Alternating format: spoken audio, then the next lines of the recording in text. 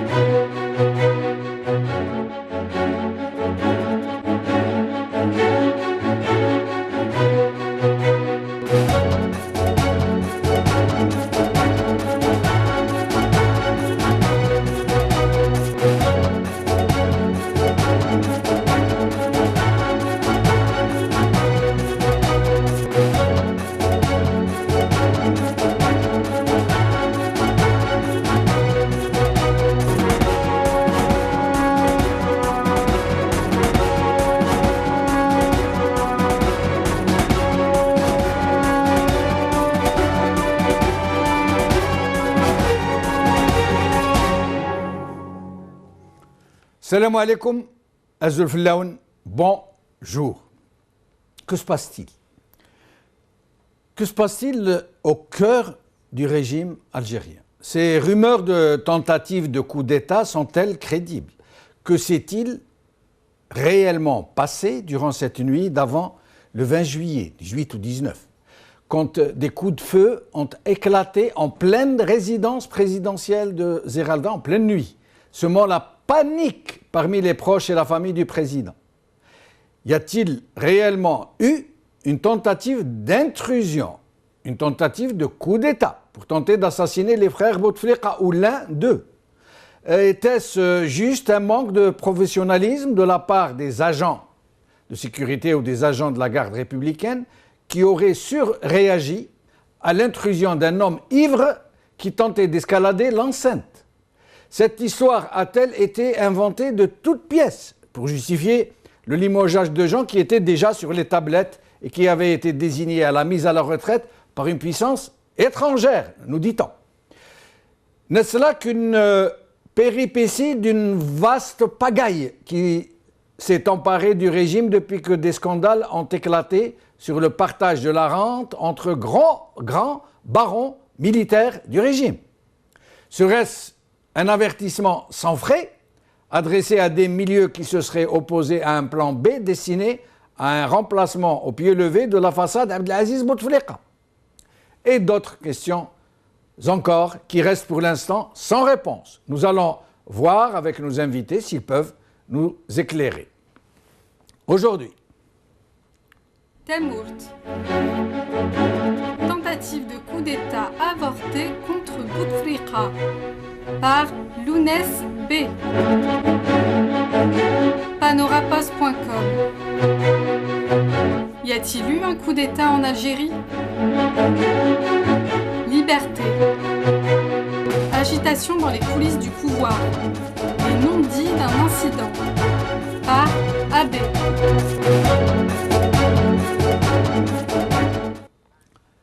Aujourd'hui avec nous, par ordre alphabétique toujours, Nordine Bahbouh, ex-ministre, président de l'UFDS. Yahya Bounouar, journaliste. Sami Ziri, documentaliste. Nordine Bahbouh, merci d'avoir accepté notre invitation. C'est moi qui vous remercie, Si Jamal, et je vous dis salam alaikum et mes salutations à tous nos amis de Maghribia. Wa alaykoum salam, merci, c'est Nordine. Alors, tentative de coup d'État, coup fourré, coup de tête après coup d'estomac. Qu'est-ce qui se passe? Qu'est-ce qui s'est passé? Ce qui se passe, vous savez, au-delà de tous les qualificatifs que vous venez de donner, Si Jamal, ce qui se passe, c'est que la situation de notre pays est dans une impasse qui ne dit pas son nom, mais c'est une impasse réelle. Et pour preuve, nous vivons depuis un certain moment des décisions, des contre-décisions, des limogeages qui n'ont aucune justification. Et tout cela s'explique par le fait que nous, comme nous l'avons toujours dit, que le problème au niveau du sommet de l'État et l'après Bouteflika n'a pas été encore réglé. C'est ma lecture, à mon avis. Une seconde lecture qu'on peut faire, c'est qu'en ce moment, il y a une panique générale au niveau de ce pouvoir. Pourquoi elle s'explique par le fait que d'abord, il vit une situation, il se rend compte, in fine, que des problèmes sont à l'aube, que les problèmes sont là, que la situation devient de plus en plus complexe, que toutes les promesses qui ont été tenues par-ci, par-là, lors des campagnes électorales, ne peuvent pas du tout être honorées. Et en plus de cela, que les clans du pouvoir commencent déjà à se disputer. Et la preuve, c'est les attaques, les contre-attaques au niveau du sommet de l'État. Je vous fais part, par exemple, de la fameuse sortie de Yahya contre Sellel, la réaction de Sellel. Donc nous sommes dans l'après Bouteflika, comme j'ai eu à le dire très très souvent. Et tout cela, ce qui est malheureux, se fait avec beaucoup de dégâts. C'est ça qui nous préoccupe, nous, au niveau de l'opposition.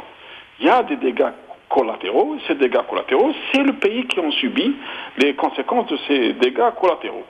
Ce qui se passe en ce moment, c'est que nous constatons que toutes les déclarations, nous avons toujours dit que nous n'avons jamais eu un staff gouvernemental. Nous avons des ministres à l'intérieur d'un gouvernement. La preuve, les déclarations et les déclarations contradictoires des ministres, même lorsqu'ils sont en exercice, lorsqu'ils changent de poste, lorsqu'ils changent uniquement de poste, on découvre subitement que le travail qui a été effectué par ce ministre c'est un travail qui ne répond pas aux normes, c'est de l'improvisation. Et tout cela, ça veut dire que nous n'avons ni ligne de conduite, ni cohérence à l'intérieur du gouvernement, ni solidarité gouvernementale. Maintenant, ce manque de solidarité gouvernementale, on le perçoit au niveau du pouvoir lui-même. Il n'y a pas, avant, il y avait des gens, on pouvait mettre la main sur le pouvoir. On a l'impression qu'aujourd'hui, que ce pouvoir est là, c'est un ensemble, ce sont des clans qui sont en train de se disputer et qui sont en train de se positionner dans l'après Bouteflika. Et ce qui nous inquiète, nous le disons de vive voix, nous le disons, nous le répétons, ce qui nous inquiète, c'est que ce sont des gens qui agissent sans comprendre qu'il y a toujours des risques dans les moments les plus difficiles. Nous vivons une situation qui est complexe. Elle est complexe d'une manière ou d'une autre, mais en tout cas, elle est complexe avec une multitude de problèmes qui sont posés, la chute du prix du pétrole, les problèmes sociaux qui ne sont pas réglés, les problèmes politiques qui ne sont pas réglés, les problèmes qui nous, au niveau des frontières, la situation sécuritaire, c'est tout un ensemble Nourdine Bahbouh, à nous inquiéter. Nourdine Bahbouh, vous avez été ancien ministre, vous connaissez un peu les pratiques, comment ça se passe, le protocole, le jargon utilisé dans ces milieux. Cette fois-ci, un ministre qui a été chassé, si je peux dire, et 3 généraux-majors qui sont pourtant dans le premier cercle de la décision militaro-politique, si je peux dire, ou du moins dans sa périphérie immédiate. Pour la première fois, on a prononcé le terme de limogeage à un tel niveau. Pour vous, ça a été fait exprès, et pourquoi ? Ben oui, ça a été. Moi, je pense, j'ai eu à l'expliquer, c'est des positionnements. Et dès qu'on se rend compte, d'abord, nous sommes en train de dire dans le langage militaire ce qu'ils appellent, eux, dans le langage militaire en arabe, ils disent hashd al-qawat. Ça veut dire quoi? Ça veut dire la mobilisation des forces qui sont là, qui sont en train de se positionner par-ci, par-là. Donc on commence d'abord à positionner, à mettre les hommes qu'il faut dans des postes qu'il faut pour pouvoir, une fois la décision prise, pour pouvoir procéder à un remplacement ou procéder à une nouvelle situation, on a déjà à notre disposition des hommes qui sont des hommes à leur place. Je peux vous rappeler quelque chose d'extraordinaire. Le limogeage du ministre du Commerce a été pour beaucoup de gens une grande surprise. Mais est-ce qu'il s'agit vraiment... Moi, j'ai d'autres lectures. Je pense que le limogeage de ce ministre a été le fait que lui, il est beaucoup plus proche de Yahya et moins proche de Sellel. Je pense qu'on est en train de se positionner, on est en train de positionner nos hommes, leurs hommes. Non, mais Nordine Bahbouh, excusez-moi, c'est de ma faute, ma question n'a pas été très claire. En fait, d'habitude, vous le savez très bien, on dit appelé à d'autres fonctions, mis en réserve de la République, on use d'euphémisme pour ne pas humilier la personne qui a été chassée, et tout le monde sait qu'ils ont été limogés. Mais pourquoi cette fois-ci ont-ils utilisé exprès, de façon délibérée, le terme de limogeage? Oui. Pourquoi selon vous? C'est une manière à démontrer, à montrer à tous ceux qui s'y opposent ou tous ceux qui sont contre la démarche pour leur dire que je suis là, je prends les décisions, je peux limoger, je fais ce que je veux. Et c'est un avertissement. Moi, je lis la lecture la suivante. C'est un avertissement en disant, faites gaffe.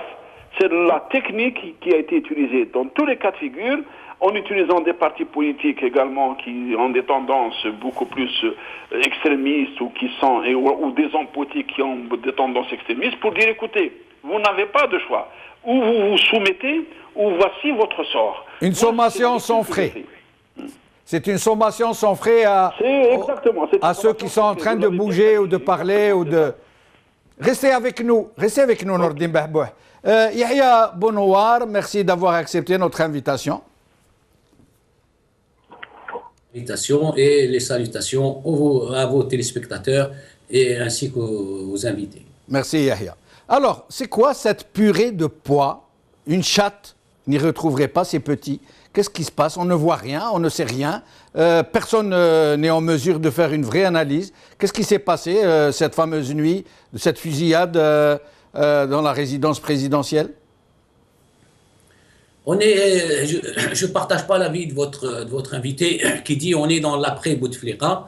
Je pense plutôt qu'on est dans l'agonie de Bouteflika qui s'est transformée en agonie du régime et qui entraîne l'agonie du pays entièrement. Vraiment, on est dans une fin de règne avec un régime opaque, personne ne sait ce qui se passe. Seul le Bouteflika et ceux qui l'entourent, les très proches, et notamment son frère, savent ce qui se passe et pourquoi ils font les choses.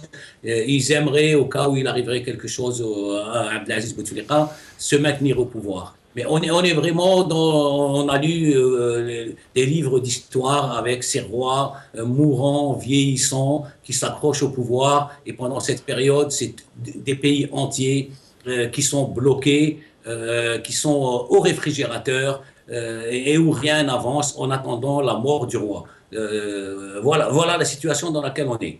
En ce qui concerne ce qui s'est passé à Zeralda, donc on est dans l'opacité. On sait une chose qui est sûre et certaine, il y a eu des tirs, il y a eu un accrochage. J'ai discuté avec des habitants de Zeralda qui habitent pas loin de la résidence et qui ont entendu des tirs. Ça, c'est certain. Ensuite, est-ce que deux soldats qui auraient mal fait leur travail et auraient tiré en l'air, on connaît le régime algérien, on connaît l'armée algérienne. Dans ce cas-là, et on les envoie pendant 3 ou 6 mois dans une cellule pour les punir. À la rigueur, on punit le sous-officier qui les chapeaute, mais on ne dégomme pas le chef de la sécurité présidentielle, le chef de la garde républicaine et encore moins le chef de la direction de la sécurité intérieure.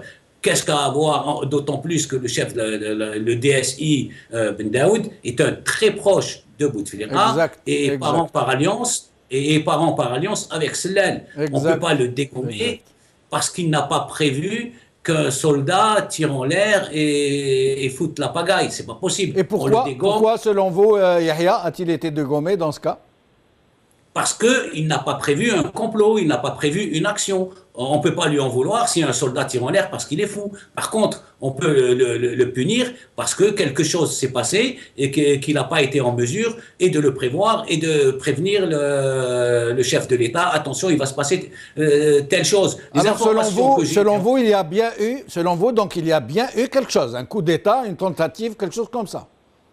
Il s'est passé quelque chose de grave pour que le chef de l'État, dans l'État dans lequel il est, limoge le chef de la sécurité présidentielle, le chef de la garde républicaine, le patron de la sécurité intérieure au sein du DRS, donc le patron du contre-espionnage. C'est pas parce que 3 soldats ont tiré en l'air, c'est absolument impossible. Ils nous prennent pour des idiots, mais enfin, il y a des limites. Il s'est passé quelque chose de très grave. Moi, les informations que j'ai, c'est qu'au moment de la fusillade, le frère du président, Saïd Bouteflika, son conseiller, était présent sur place. Est-ce qu'il rentrait ou est-ce qu'il sortait de la résidence? On ne sait pas, mais il était présent sur place. Ce sont des témoins, des citoyens qui habitent à Zeralda, c'est à proximité, ceux qui connaissent la région, à proximité, il y a des centaines et des centaines d'habitations. D'ailleurs, depuis avant-hier, ils sont en train de détruire les habitations et de déloger les citoyens qui habitent à côté. Donc, oui. On est vraiment, quelque chose de grave s'est passé. C'est l'opacité, c'est le Kremlin, c'est quelque chose d'incroyable. Il aurait fallu un communiqué pour dire, voilà, il s'est passé telle et telle chose, et on limoge tel ou tel général parce qu'il a failli ou parce qu'il n'a pas été en mesure de protéger le chef de l'État. Mais vraiment, on est dans une fin de règne, et tout le pays est à l'agonie à cause de cette fin de règne. Mais Yahya, on est en train de dire que Saïd Bouteflika, depuis quelques jours, est devenu quasiment invisible. On ne le voit plus, on ne sait pas où il serait. C'est une information que j'ai reçue de quelqu'un, ça veut dire je vous vends ce qu'on m'a vendu. C'est pas impossible. Déjà à l'origine, c'est quelqu'un d'assez discret, qui se montre pas trop. En plus, si c'est vrai qu'il aurait été victime soit d'une tentative, soit d'une intimidation, ben, on peut comprendre qu'il se mette à carreau. Dans tous les cas, son frère a réagi, son frère a limogé tout ce qu'il pouvait limoger en matière de sécurité. Il ne reste que le général Toffer, finalement, à qui on a coupé les ailes. Le général Toffer, pour rappeler, n'a plus la main sur la sécurité de l'armée, n'a plus la main sur la police judiciaire, n'a plus la main sur la presse, n'a plus la main depuis quelques jours sur le GIS, le groupe d'intervention spéciale, les forces spéciales du DRS. Donc il va au bureau pour lire le journal et jouer au domino. Donc il est complètement au chômage technique. On ne comprend pas d'ailleurs pourquoi il ne le limoge pas, puisque autant le limoger plutôt que de le laisser dans cette situation. C'est pour ça qu'on est en train de dire, la maison de l'ogre est devenue une maison hantée. Voilà, elle est hantée, et elle est hantée par des fantômes vieillissants, mourants, qui sont atteints par les limites de la biologie, mais qui s'accrochent au lieu de transmettre le flambeau, au lieu de préparer l'avenir, ils s'accrochent. Regardez les photos là en ce moment où je parle, regardez ces images, c'est indécent, c'est absolument indécent de voir un pays dirigé par ces gens-là. Donc on est vraiment, le pays est tombé très très bas. Et Allah est le khair, parce qu'ils peuvent mener à la destruction du pays avec ce qui se passe actuellement. Restez avec nous, Yahya Bonouar. Sami Dziri, merci d'être avec nous, Sami. Merci de m'avoir invité, Jamaldine. Merci. Alors, une lecture, des informations, qu'est-ce qui se passe, Sami? Ben, écoutez, j'ai écouté plutôt vos intervenants. C'est vrai que le premier intervenant, M. Bahbou, a mis l'accent sur l'après Bouteflika. Mais certes, ça existe, mais le détonateur du malaise actuel dans l'armée, c'est on n'a pas affiché, on n'a pas fait de communiqué. C'est les promotions et la mise en retraite des officiers supérieurs de l'armée. Dans ce registre, il faut savoir qu'un général bien incompétent, connu de tout le monde, il a été nommé général du corps d'armée, alors qu'il a quand même 77 ans. Et ce général a été promu non pas sur des critères objectifs, mais tout simplement par les accointances et puis la proximité peut-être territoriale du fief du président. Il y a aussi la mise en retraite des officiers très très compétents. Très compétents et en plus jeunes, ils arrivent à 57, 58. Et on fait la promotion des officiers de 77 ans, comme il a dit votre intervenant. Il suffit juste de regarder la photo, tout le monde debout, et vous prenez l'âge et vous faites la moyenne, et vous allez voir que c'est une gérontocratie. Bouteflika, depuis le 2e mandat jusqu'au 4e, n'a fait de cesse que de déstabiliser l'armée. Rappelez-vous ce qu'il a dit à Madame Robinson. Il a dit on me laisse pas travailler, il y a des généraux qui me laissent pas stabiliser le pays, et donc quand ils rencontrent les généraux, ils disent c'est en vaut votre peau, il faut qu'il marche sur mon corps. Donc l'ambivalence, l'ambiguïté, et il a fait que ça durant les 3 derniers mandats. Moi je pense pas qu'il s'agit d'un coup d'État, sincèrement, parce qu'un coup d'État dans un corps constitué, ça se fait pas par des coups de feu. Des prises de position, et puis bon, ce sont des corps d'armée. L'armée algérienne, bien qu'on dit, bien que la tête elle est vieille, mais quand même, il y a des officiers sincères qui se laissera pas faire. Et un coup d'État, donc moi je pense que ce qui s'est passé à Zeralda, c'est l'effet de ce qui s'est passé le 5 juillet, la promotion des officiers sur des critères autres que la compétence, l'aptitude et la motivation. Et qu'est-ce qui serait passé selon vous alors, dans ce cas? Eh ben pour moi, sincèrement, il y a un mécontentement, il y a un malaise très profond. Très profond, parce que surtout ce qui s'est passé aussi après la mort d'un général par mort naturelle, et il y a des documents qui ont été trouvés dans son bureau avec des choses qui relèvent de la trahison. Et quand M. Gaïd Salah parle de trahison, et il parle de trahison, et dans ce cas-là, est-ce qu'il est capable maintenant d'ouvrir un tribunal? Parce que haute trahison dans une institution militaire équivaut au passage d'un tribunal militaire.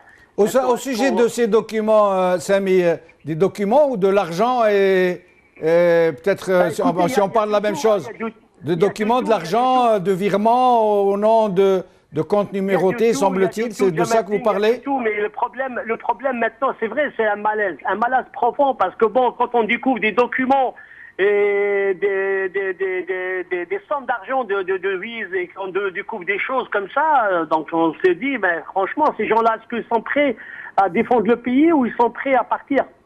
C'est ça. Est-ce qu'ils sont capables parce que je ne sais pas s'ils sont conscients de ce qui se passe. Le contexte international, régional, et puis la chute du prix de pétrole, il y a plein de paramètres qui affaiblissent le pays. Mais Sami, qu'est-ce qui s'est passé à toutes les dérives? Sami, qu'est-ce qui s'est passé à Zeralda cette nuit où des coups de feu ont éclaté selon vous? Est-ce que, puisque vous dites que ce n'est pas une tentative de coup d'État selon vous, qu'est-ce qui s'est passé alors? Il y avait déjà, après le 5 juillet, il y avait une réunion presque familiale, régionale à Zeralda, quelques jours pour planifier une nouvelle reconfiguration de l'échiquier politique ainsi que le contrôle territorial du pays. Monsieur Bahbour, il en a fait écho tout à l'heure, et puis voilà. Et il y a des gens qui voulaient positionner leurs hommes, notamment le deuxième frère de Saïd Bouteflika, c'est Nasser Bouteflika, lui-même qui a voulu imposer 4 personnes. Et donc c'est devenu presque une réunion de Jma'a. Et puis chacun il mise sur telle personne. Oui, mais qui a tiré? On gère le pays comme on gère une boutique ou un centre commercial ou un bazar. Oui, mais Sami, qui a tiré? Qu'est-ce qui s'est passé réellement? Est-ce qu'on a fait ça pour faire peur? Est-ce qu'on a fait ça pour tuer des gens? Est-ce qu'il y a une intrusion dans comme on est en train de dire de quelqu'un qui était sous, qui a essayé d'escalader l'enceinte et les agents lui ont tiré dessus? Il y a d'autres versions qui disent qu'il y avait un vol dans une résidence, ils ont essayé de passer par la plage. Non, c'est pas ça du tout. Il y avait une réunion réelle qui se tenait et puis la preuve, Zeralda, 2h30 du matin était fermée et c'est l'armée c'est la gendarmerie qui a pris position.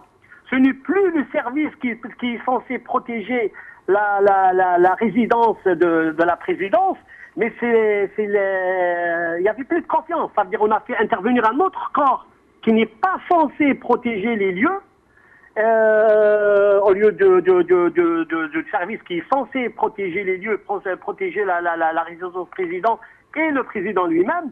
On a fait intervenir la gendarmerie. La première chose qui a été faite, c'est boucler la ville. La ville a été fermée jusqu'à 6h du matin. Ça veut dire qu'il n'y a plus de rapport de confiance entre les corps constitués composant l'ANP. Restez avec nous, Sami Dziri. Nordine Bahbouh. Plus on avance, et moins on comprend, plus on essaye de chercher à savoir et moins on en sait. Finalement, on va en rester là, on ne va rien savoir. Ça va se poursuivre comme d'habitude. La population va rester à l'écart de ce qui s'est passé. Personne ne va décider de lui rendre compte, de lui dire ce qui s'est passé. Ça c'est la technique et l'opacité avec laquelle nous gérons le pays. Enfin, ce pouvoir gère le pays avec une opacité totale. Sami a tout à l'heure très très bien analysé et développé la pratique en disant le fonctionnement de ces institutions.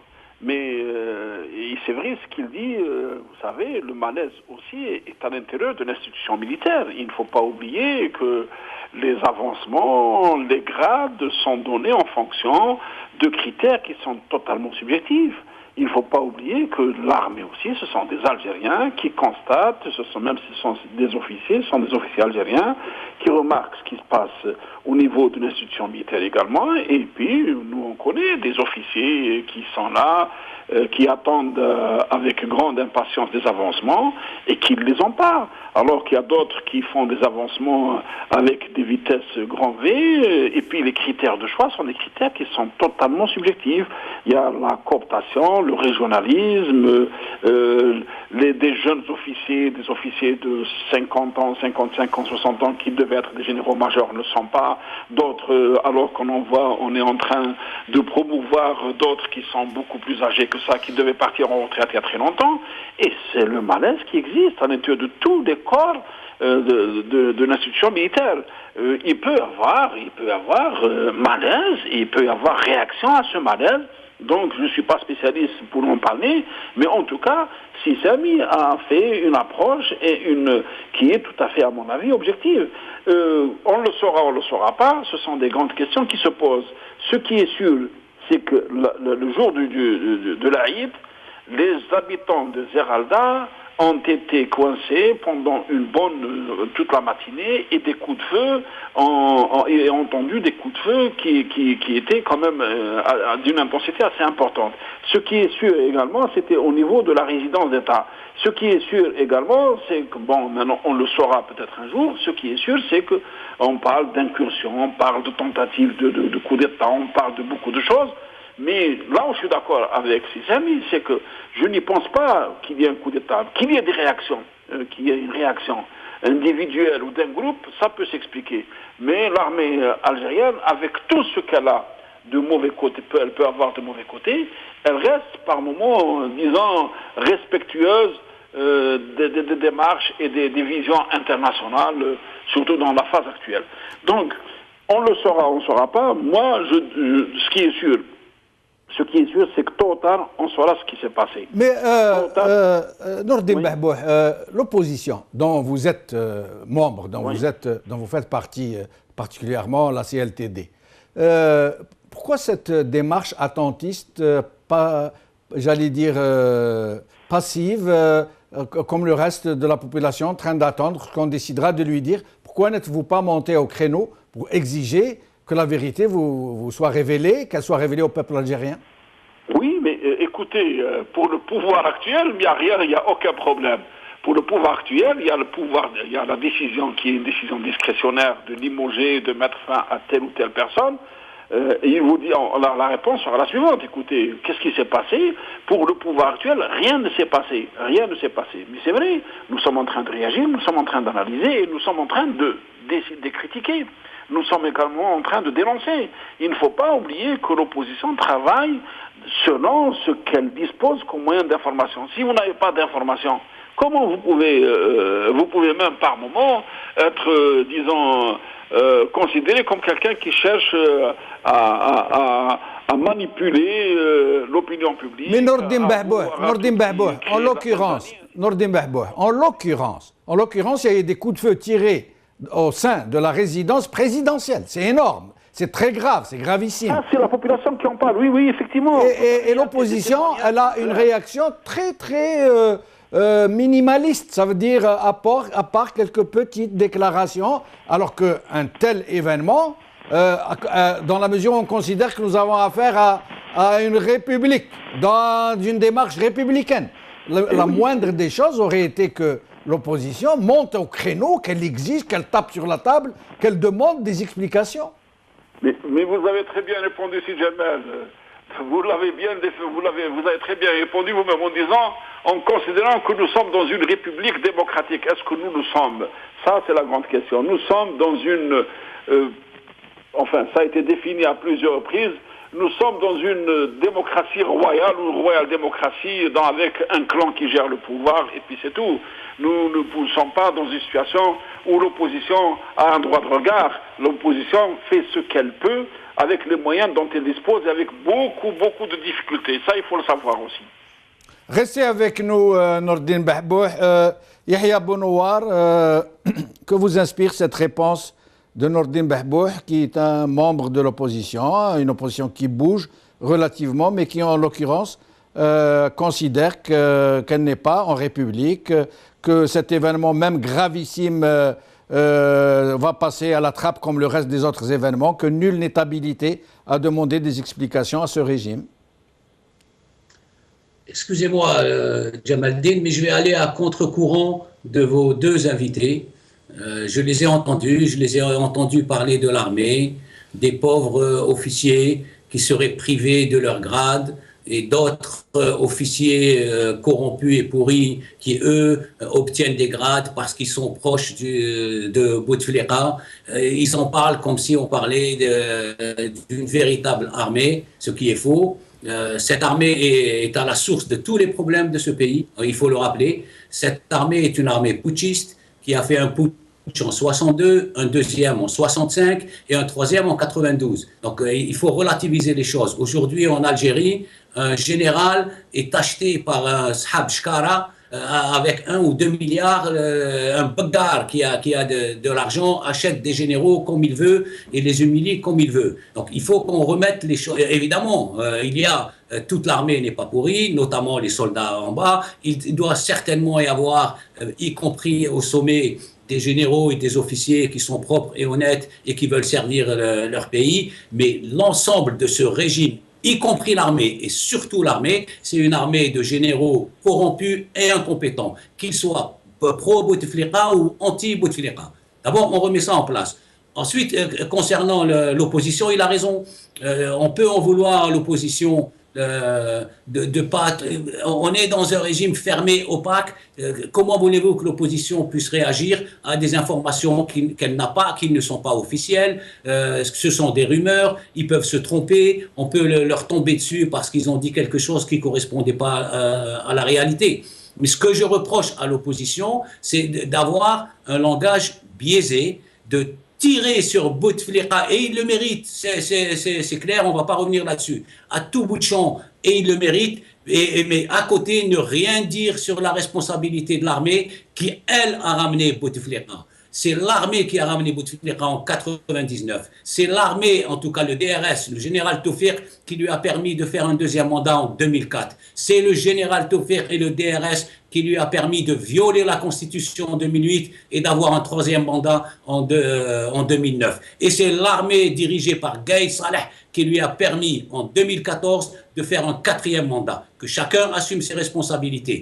Les soldats algériens, les soldats de base sont prêts à donner leur vie et à mourir pour leur pays, et les généraux corrompus et incompétents, pas tous, pour ne pas tomber dans la généralité, sont complices de la situation dans laquelle est le pays. Voilà le discours que devrait tenir l'opposition. Elle ne le tient pas, elle se contente de tirer sur Bouteflika, c'est bien, mais il faut dire la vérité aux gens. L'armée a une part importante de la responsabilité, pas seulement depuis 99, depuis 62. Yahya, l'Arabie Belkhair et Toufik, entre autres, ont ramené Bouteflika, ils l'ont imposé. Bouteflika les a liquidés tous les deux, ou du moins Bouteflika et son frère. Et de quelle façon? L'Arabie Belkhair a été humilié avant de mourir, chassé comme un malpropre. Maintenant, c'est le tour de Toufik dont on est en train d'arracher les griffes une par une. Et maintenant, Gaïd Saleh qui a permis, comme vous venez de le dire, à Bouteflika de refaire un quatrième mandat. Probablement parce qu'il aurait reçu des injonctions d'une certaine puissance que nous ne nommerons pas. On peut la nommer, c'est la France, bien sûr. Voilà. Et alors, est-ce que Gaïd Saleh aura le même sort, lui aussi, quand le moment sera venu? Peut-être pas. Gaïd Saleh ne pèse pas. Gaïd Saleh n'a pas d'influence, n'a pas de légitimité dans l'armée, contrairement à Toufik.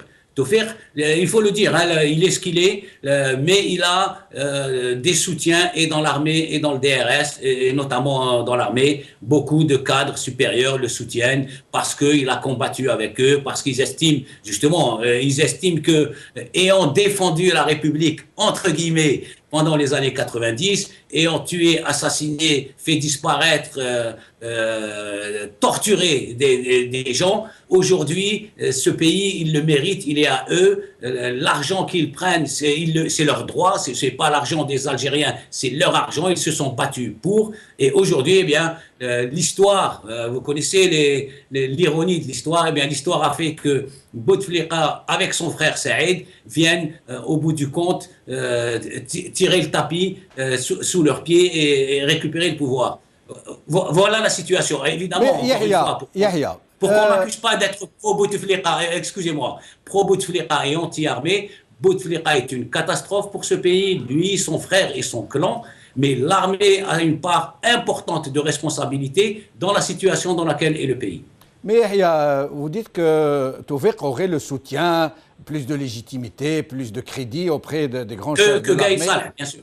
Mais en fait, il a été laminé, il a été dégommé, défoncé, personne n'a bougé le petit doigt pour lui, au point où on nous dit que la médaille de la bravoure qui lui a été offerte récemment ne l'aurait été que pour l'humilier davantage. Regardez la médaille de la bravoure à Toufik, et d'ailleurs il aurait décliné, il aurait refusé d'aller se faire décorer.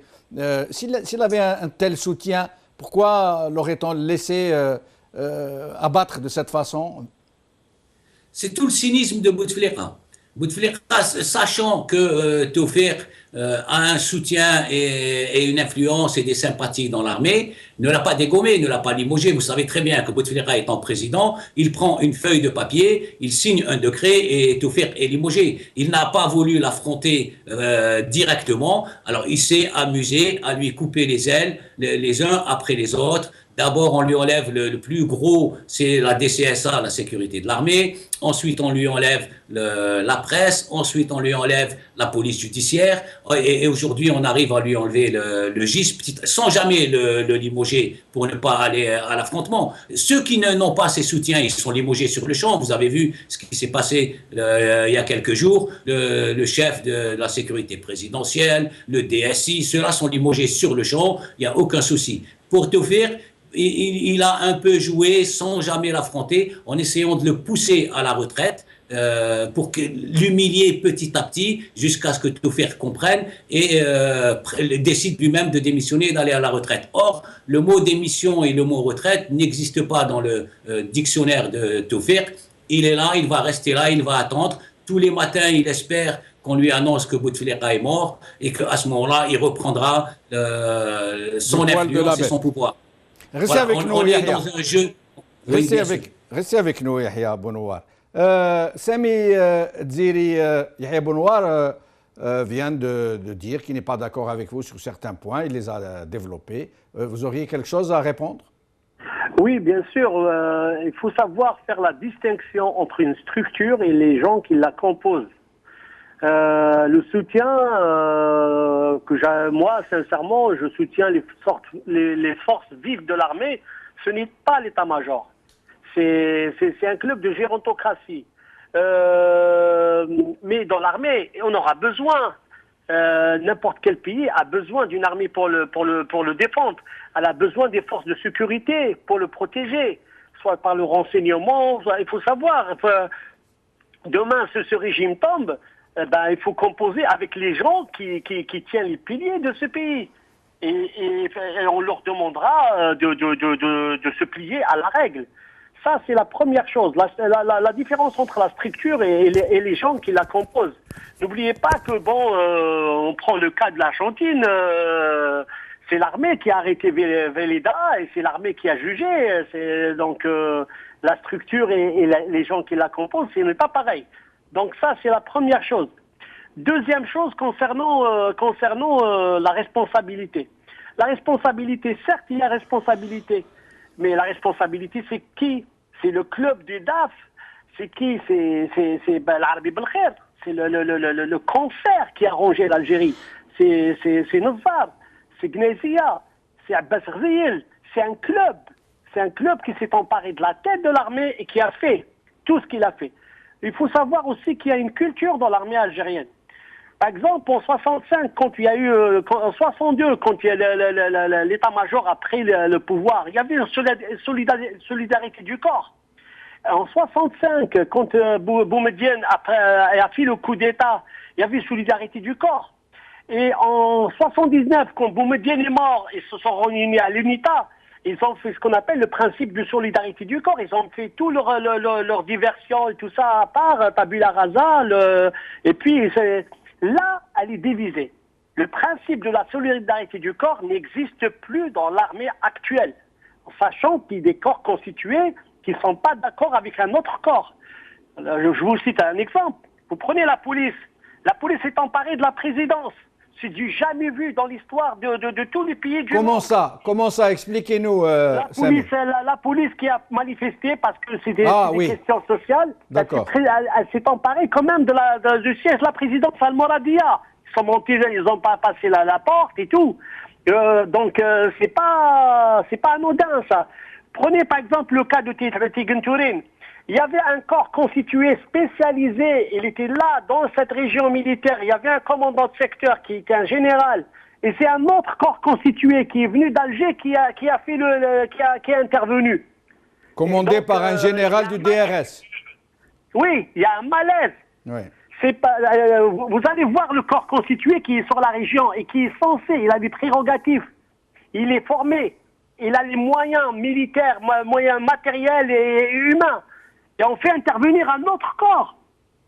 C'est un malaise, c'est du n'importe quoi. C'est clair, c'est clair. Je réponds à Yahya Bounoua pour lui dire, attention, il y a la structure qui est là, mais il y a les gens qui la composent. C'est ces gens-là qui doivent partir. Restez avec nous, Samir Zeri, encore que je vous répondrai que la structure, elle est composée de gens qui la constituent.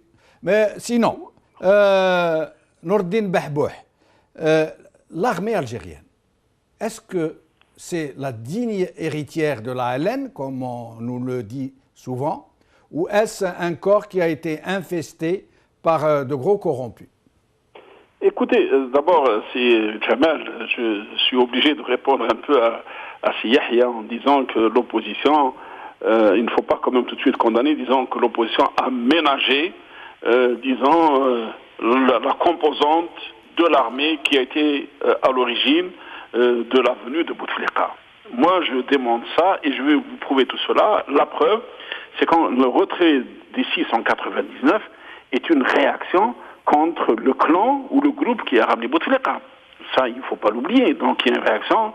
Même lorsqu'il y a eu l'amendement au niveau du troisième mandat, une réaction, elle a une réaction contre, disons, le groupe ou le clan qui a ramené Bouteflika.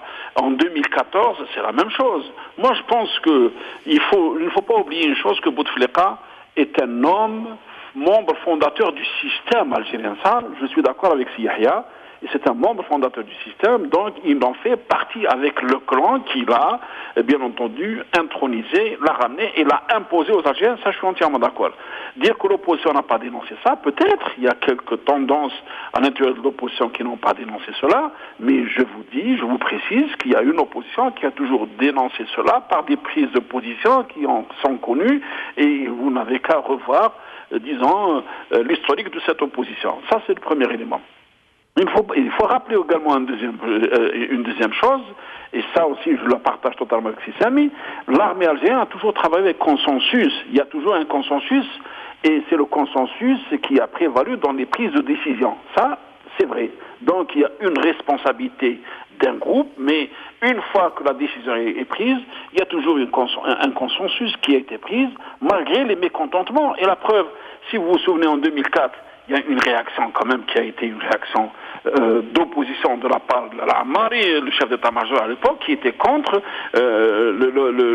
en 2004, il était pro-Bouteflika, contre Bouteflika. Donc vous voyez que moi je vous dis une chose, que avec l'arrivée de Bouteflika, le consensus n'existe plus, il y a plutôt dissensus, et c'est la raison pour laquelle dans laquelle nous trouvons aujourd'hui.